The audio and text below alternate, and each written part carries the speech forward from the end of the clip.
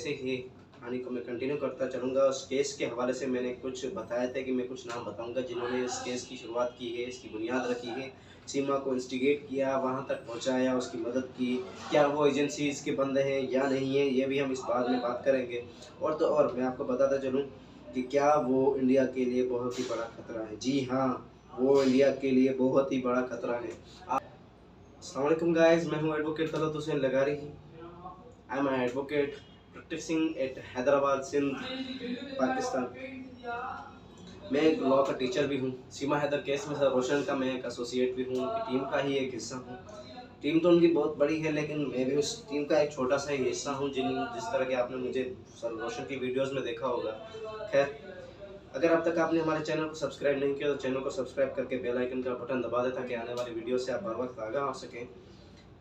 सीमा Haider case को जैसे continue करते हुए मैंने आपको कल एक कहानी सुनाई थी, वैसे ही कहानी को मैं कंटिन्यू करता चलूँगा। उस केस के हवाले से मैंने कुछ बताया था कि मैं कुछ नाम बताऊँगा जिन्होंने इस केस की शुरुआत की है, इसकी बुनियाद रखी है, सीमा को इंस्टिगेट किया, वहाँ तक पहुँचाया, उसकी मदद की। क्या वो एजेंसीज़ के बंदे हैं या नहीं है, ये भी हम इस बारे में बात करेंगे। और तो और मैं आपको बताता चलूँ कि क्या वो इंडिया के लिए बहुत ही बड़ा खतरा है। जी हाँ, वो इंडिया के लिए बहुत ही बड़ा खतरा है। आपको गौर करना चाहिए। इंडिया की जो एजेंसीज़ हैं जो कि इंडिया की सेफ्टी के लिए काम करती हैं, उन्हें गौर करना चाहिए।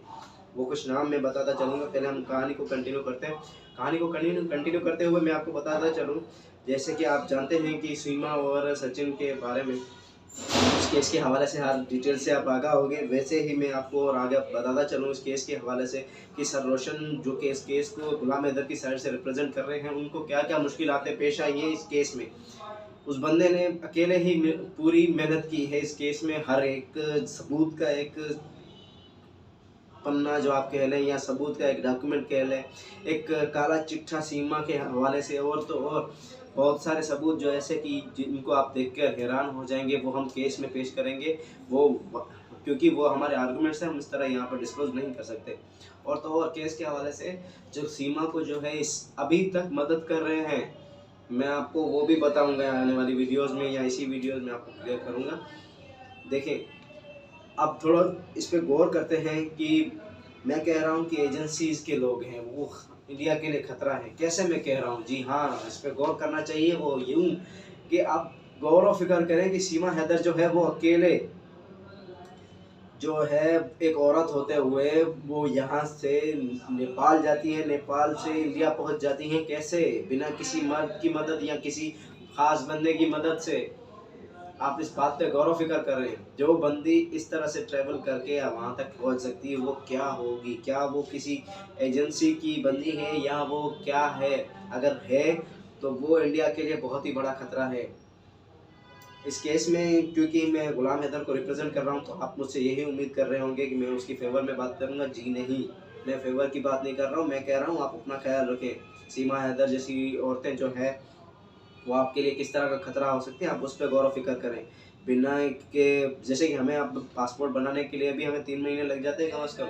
फिर जाके हमें पासपोर्ट तैयार होके मिलता है और फिर हम वीज़ा लेके कहीं और जा सकते हैं। और ये तो चुटकियों बजाते ही अपने बच्चों के साथ, जबकि एक औरत को पाकिस्तान में बिना उसकी हस्बैंड की जो परमिशन के और उस बच्चों के पासपोर्ट के लिए हस्बैंड की परमिशन लगती है, वो कोई परमिशन नहीं, हस्बैंड को पता भी नहीं, और वो पहुंच गई इंडिया। कहती है अस्सलाम वालेकुम, हाँ भाई इंडिया की जनता, मैं आ गई हूँ आपके साथ और मैं यहाँ पर अपना मज़हब चेंज कर रही हूँ। जी हाँ, मैं एक हिंदू बन रही हूँ। मुझे जो है हिंदी फिल्में बहुत पसंद है, मैं हिंदुस्तान को फॉलो करती हूँ। सचिन को मैंने सचिन तेंदुलकर समझ लिया था। मजाक चल रहा है यहाँ पर कोई? क्या इंडिया के लोग इतने बेवकूफ़ हैं कि वो कोई भी अगर मुंह उठाकर उन्हें जो है बेवकूफ़ी दिखा के अपनी बातें और कहेगा कि मैं जो है यहाँ आ गई हूँ, आपको सपोर्ट कर रही हूँ? मुझे नहीं लगता कि इंडिया की आवाम इतनी जो है वो पागल है या कोई इडियट आप कह लें। और ये पट भी गई तो किस लप्पू से, सचिन से। इतना सा तो है लॉलीपॉप के जैसा, इसको तो कोई निगल भी नहीं गया, बस ऐसे थूक देगा। भाई तू है क्या? हैं? और तो और उसके साथ साथ एपी सिंह भी है जो खुद को एक बहुत ही बड़ा मास्टरमाइंड, दो बहुत ही बड़ा वकील कहता है। मैं तो हैरान हूँ इस बात से कि इस बाहर इंडिया के बाहर ने इसे लाइसेंस कैसे दे दिया? इसे कैसे वो अपना वकील कहते हैं? क्या ऐसे वकील होते हैं इंडिया में? ये सवाल करता हूँ मैं आपसे।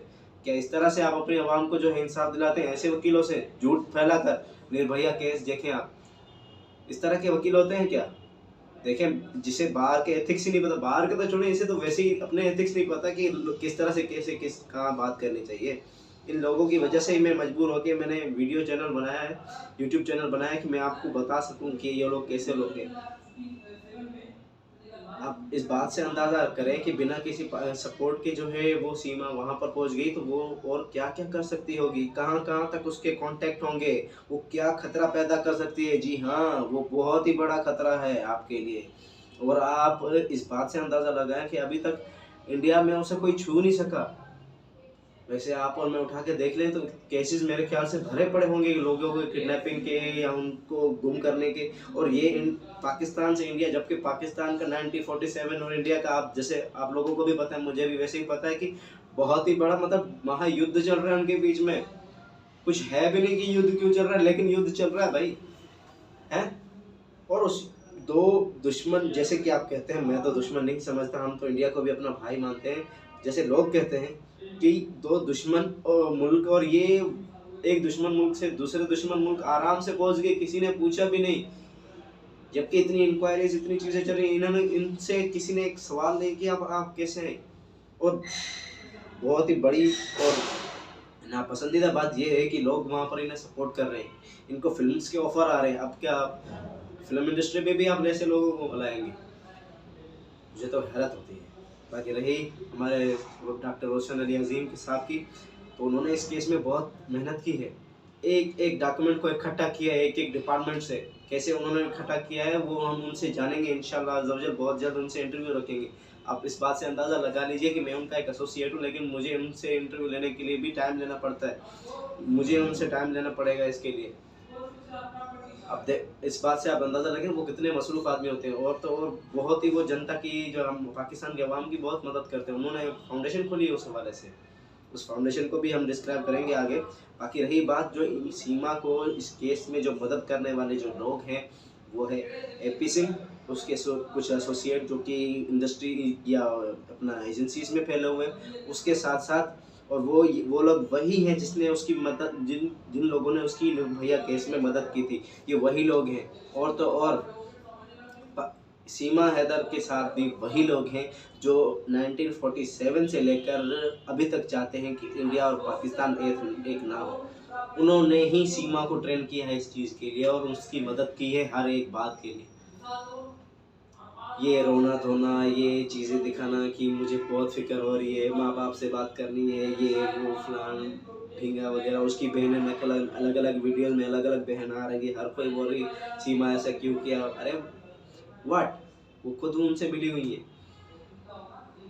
देखिए ये बहुत ही बड़ा स्कैंडल है, आप ख्याल रखें। और तो और मैं इंडिया की जो है एजेंसी से ये कहना चाहूँगा कि वो जो है मोहतात हो जाएं एक बहुत ही बड़े खतरे के लिए। ये कोई बड़ा खतरा लेकर आई है, मैं आपको फिर से आगाह कर रहा हूँ, ये कोई छोटी बात नहीं है। इन्हें सपोर्ट ना करें, इन्हें आगे ना बढ़ाएं, ये बहुत ही बड़ा खतरा है।